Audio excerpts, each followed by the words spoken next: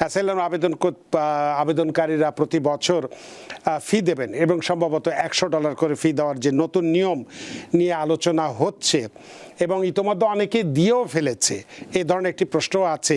এই ফি আসলে কারা দিতে বাধ্য এবং কারা এর আওতায় পড়বেন বলে আপনি মনে করেন? যারা অ্যাসাইলাম অ্যাপ্লিকেন্ট, ইভেন যারা অ্যাসাইলাম অ্যাপ্লিকেন্ট যাদের বোর্ড অফ ইমিগ্রেশন আপিলে পেন্ডিং রয়েছে, তারাও কিন্তু অ্যাসাইলাম অ্যাপ্লিকেশন হিসেবে কাউন্ট হয়। এখন যে গভর্নমেন্ট যে রুলটি জারি করেছে, যেটা কিনা যারা প্রাথমিকভাবে যখন অ্যাসাইলাম ফাইল করবে তাদেরকে অবশ্যই $100 ফি পে করতে হবে। এটা আবার বাৎসরিক একটা ফি কিন্তু ধার্য করা হয়েছে, যেটা আপনার প্রপার্টি ট্যাক্স, প্রপার্টি থাকলে প্রতি বছর প্রপার্টি ট্যাক্স দেওয়া লাগে। একইভাবে আপনার অ্যাসাইলাম অ্যাপ্লিকেন্টটি যত বছর পেন্ডিং থাকবে till board of immigration appeal পর্যন্ত, তত বছরে আপনাকে ইচ ইয়ার আপনাকে ক্যালেন্ডার মেনটেন করে কিন্তু পে করতে হবে। প্রতি বছর অ্যাসাইলাম ফি দেওয়ার যে বিষয়টি আসছে, এক্ষেত্রে আপনার কাছে একটু জানতে চাইব এবং এটি বিষয় নিয়ে অলরেডি ইতিমধ্যে একটা প্রশ্ন এসেও গেছে। রব মাহমুদ তিনি বলছেন, তোর প্রশ্নটি আগে আমি একটু বলে নিই, তারপর আমাদের প্রশ্নটি। তিনি বলছেন যে আমরা এটা বলছি যে অ্যাসাইলাম আবেদনকারীরা প্রতি বছর ফি দেবেন এবং সম্ভবত $100 করে ফি দেওয়ার যে নতুন নিয়ম নিয়ে আলোচনা হচ্ছে এবং ইতোমধ্যে অনেকে দিয়েও ফেলেছে, এই ধরনের একটি প্রশ্ন আছে। এই ফি আসলে কারা দিতে বাধ্য এবং কারা এর আওতায় পড়বেন বলে আপনি মনে করেন? আসলে অ্যাসাইলাম ফি এটা বেসিক্যালি গত বছর থেকে চালু হয়েছে। এটা আসলে অনেকের কাছে মেসেজটি ক্লিয়ার না, এবং যারা অ্যাসাইলাম অ্যাপ্লিকেন্ট আছে তারাও আসলে ব্যাপারটি পুরোপুরি ক্লিয়ার না। আসলে যেটা গত বছর অক্টোবর থেকে যে রুলটি জারি করেছে ইউএসসিআইএস এবং যারা ইউআর সিস্টেম আছে তাদেরকে সবার ক্ষেত্রে যারা অ্যাসাইলাম অ্যাপ্লিকেন্ট, ইভেন যারা অ্যাসাইলাম অ্যাপ্লিকেন্ট যাদের বোর্ড অফ ইমিগ্রেশন আপিলে পেন্ডিং রয়েছে, তারাও কিন্তু অ্যাসাইলাম অ্যাপ্লিকেশন হিসেবে কাউন্ট হয়। এখন যে গভর্নমেন্ট যে রুলটি জারি করেছে, যেটা কিনা যারা প্রাথমিকভাবে যখন অ্যাসাইলাম ফাইল করবে তাদেরকে অবশ্যই $100 ফি পে করতে হবে, মানে ইনিশিয়ালটা। পরবর্তীতে যেটা এবছর এটা আবার বাৎসরিক একটা ফি কিন্তু ধার্য করা হয়েছে, যেটা আপনার প্রপার্টি ট্যাক্স, প্রপার্টি থাকলে প্রতি বছর প্রপার্টি ট্যাক্স দেওয়া লাগে। একইভাবে আপনার অ্যাসাইলাম অ্যাপ্লিকেন্টটি যত বছর পেন্ডিং থাকবে till board of immigration appeal পর্যন্ত, তত বছরে আপনাকে ইচ ইয়ার আপনাকে ক্যালেন্ডার মেনটেন করে কিন্তু পে করতে হবে। এটা বলা যায় অনেকটা ভলেন্টারি, আপনাকে সেই টাইম লাইনটা মেনটেন করতে হবে। যদি কেউ মিস করে এটার কিন্তু কনসিকুয়েন্সেস আছে, সেটাই বলবো কিছুক্ষণ পরে। তবে যেটা ইনিশিয়ালি $100 এবং প্রতি বছর হিসাব করে প্রত্যেককে $102 করে, যদি ইউএসসিএস এ থাকে ইউএসসিএস এর ওয়েবসাইটে $102 করে পে করতে হবে। যদি আপনার ইমিগ্রেশন কোর্টে অ্যাসাইলাম কেসটি পেন্ডিং থাকে, ওটা ইউআইআর পেমেন্ট পোর্টাল রয়েছে, সেই পেমেন্টটি করে সেই ডকুমেন্টটি আবার কোর্টে সাবমিট করতে হবে। না হলে কিন্তু কোর্ট জানবে না যে কোনো ব্যক্তি পে করেছে। সেই ক্ষেত্রে কিন্তু অবশ্যই সেটা লয়ারের মাধ্যমে হোক, যেটা যেভাবে হোক, সেটা কোর্টকে পৌঁছাতে হবে যে আমি $102 পে করেছি। একইভাবে কারো যদি আপিল পেন্ডিং থাকে বোর্ড অফ ইমিগ্রেশনে, সেক্ষেত্রেও কিন্তু যতদিন আপিল পেন্ডিং থাকবে তত বছর কিন্তু প্রতি বছর $102 করে সেটা পে করতে হবে। এখন যেটা যদি কেউ $102 যেটা বাৎসরিক ফি যদি পে করতে ব্যর্থ হয়, সেক্ষেত্রে কিন্তু যেটা বলেছে গত মে মাসেও কিন্তু ইউএসসিএস একটা সার্কুলেশন দিয়েছে, যদি কেউ যদি বাৎসরিক ফি প্রদান করতে ব্যর্থ হয় তাহলে সেক্ষেত্রে কিন্তু তারা কেসটিকে অ্যাবান্ডন ঘোষণা করতে পারে এবং পরবর্তীতে অ্যাকর্ডিংলি তারা সে কেসের ব্যাপারে সিদ্ধান্ত নিবে। আমরা ইদানিং দেখতে পাই অনেকের ক্ষেত্রে কিন্তু নোটিফিকেশন মিস করেছে অথবা নোটিফিকেশন পায়নি, তারা কিন্তু অনেকের ক্ষেত্রে নোটিফিকেশন পাঠিয়েছে যে প্রতি বছর যে $102 দিতে হয়, যে এটা পেমেন্ট করার জন্য একটা নোটিশ পায়।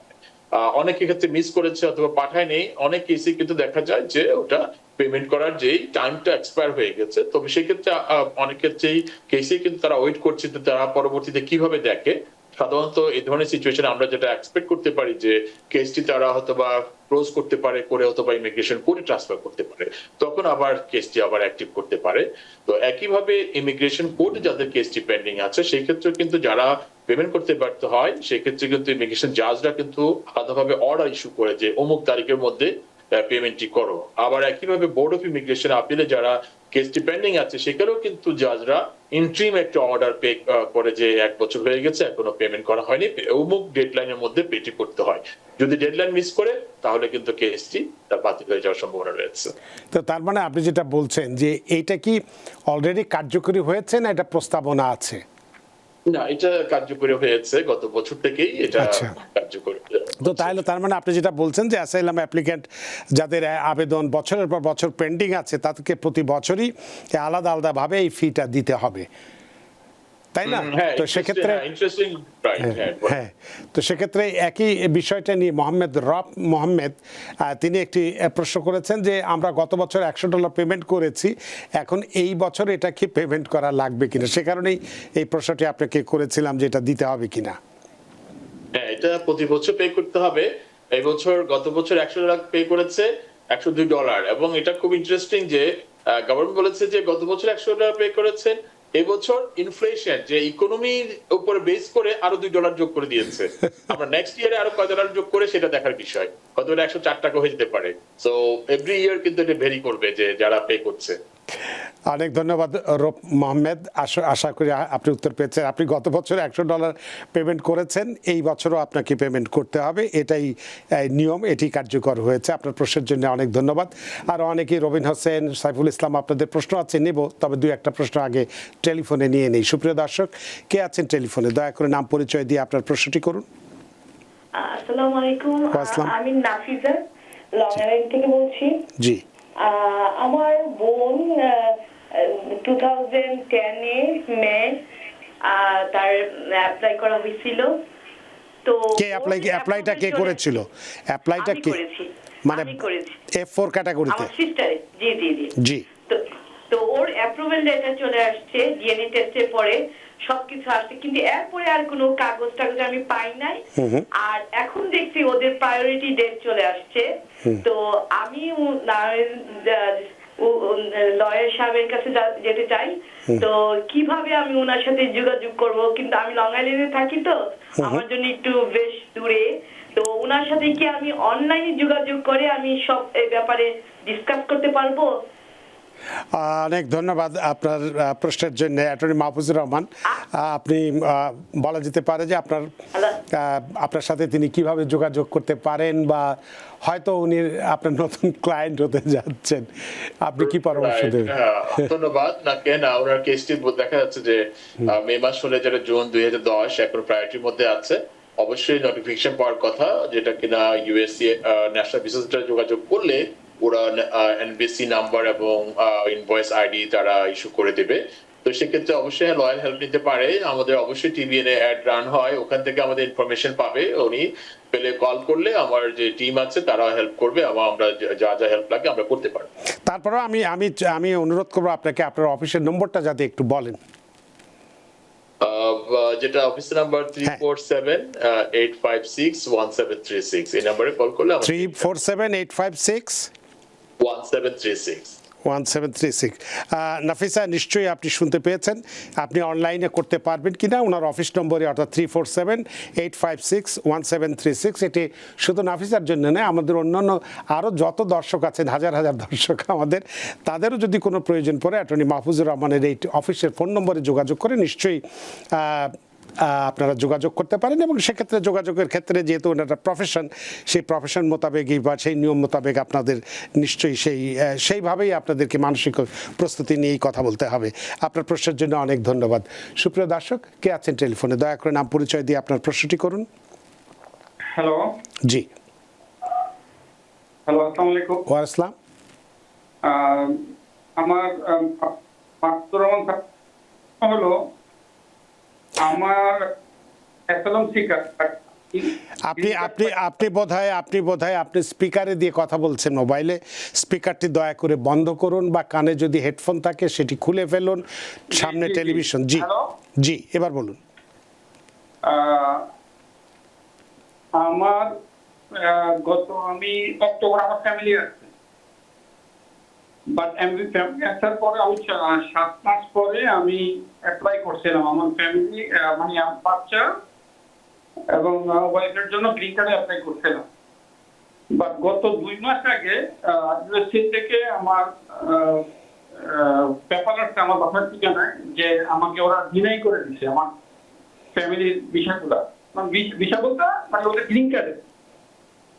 হ্যাঁ, তো এখন আমি আমার একজনের সাথে কথা বললাম, পরে উনি বললো যে এটা 1 বছরের আগে নাকি অ্যাপ্লাই করার কারণে এটা ওই পেপারও দেখাচ্ছিল যে ওরা পুঙ্খানুপুঙ্খানুভাবে সব চেক করে আমার সবকিছু দেখে যে আমি 1 বছর আগে অ্যাপ্লাই করছি, এই জন্য আমাকে এরা ডিনাই করছে। এখন স্যারের কাছে আমার প্রশ্ন হলো যে আমি কি 1 বছর পরে আবার অ্যাপ্লাই করতে গেলে এটা কোনো সমস্যা হবে কিনা? মানে আদৌ আপনার প্রশ্ন হওয়া উচিত যে এই যে 1 বছরের আগে করেছেন এটা আসলেও যথার্থ কিনা, বা 1 বছর পরে আবার করতে পারবেন কিনা। আপনি একটু লাইনে থাকবেন, টেলিফোন লাইনে থাকবেন, যদি কোনো পাল্টা প্রশ্ন থাকে। আমি গ্রিন কার্ড পাইছি, আমি সবকিছু ওকে আমার। অ্যাটর্নি মাহফুজুর রহমান, কি পরামর্শ আছে? ওনার প্রশ্নের প্রথম অংশগুলো পুরোপুরি বোঝা যায়নি, এই জন্য ওনাকে আমি লাইনে রেখেছি। আপনি কি একটু আবার বলবেন? বলতে চাচ্ছে উনি অ্যাসাইলাম গ্রান্টেড এবং ওনার ফ্যামিলি মেম্বার এদেশে আসছে, তারপরে গ্রিন কার্ড আবেদন করেছে, তাই তো? এবং গ্রিন কার্ড পেয়েছে? ও, গ্রিন কার্ড পায়নি, উনি পেয়েছে, বাট ওনার ফ্যামিলি মেম্বার আসার পরে আবেদন করেছে। হ্যাঁ, সেক্ষেত্রে অবশ্যই ডিনাই করেছে। ডিনাই লেটারে কিন্তু ওনার কারণ অবশ্যই লেখা থাকবে, সেটা অবশ্যই উনি জানতে পেরেছে নিশ্চয়ই, এবং উনি যেটা বলছে যে 1 ইয়ারের লেস হওয়ার কারণে সেটা ডিনাই করেছে। এটা হতে পারে কারণ হচ্ছে আমরা দেখতে পাই যে গত সরকারের আমলে কিন্তু যারা অ্যাসাইলাম গ্রান্ট হয়েছে এবং পাশাপাশি যারা অ্যাসাইলি ফ্যামিলি দেশে আসছে তাদের কিন্তু পলিসিটা একটু ভেরিয়েশন ছিল যে অ্যাসাইলাম গ্রান্ট হওয়ার নেক্সট ডে দিয়ে আবেদন করা যেত, এবং পাশাপাশি সেটা 1 বছর পরে তারা ইস্যু করতে হবে, কারণ প্রসেসিং টাইমটা কমানোর জন্য, যে তারা যেন প্রসেসিং টাইমটা আগেই শুরু করে দিতে পারে এবং আফটার 1 ইয়ার তারা কার্ডটা ইস্যু করে দেয়। সেইভাবেই চলছিল, কিন্তু এখন সরকার চেঞ্জ হয়েছে, এখন কিন্তু তারা যে অরিজিনাল যে রুল সেটাই ফলো করার চেষ্টা করছে। এই কারণেই যে ওনার কেসটি ডিনাই করেছে, বাট 1 বছর পরে আবার আবেদন করতে পারবে আইন অনুযায়ী, সেক্ষেত্রে কোনো প্রবলেম হবে না। 1 বছর মানে কি, উনি ওনার ফ্যামিলি মেম্বার এদেশে আসার 1 বছর পরে করতে পারবে।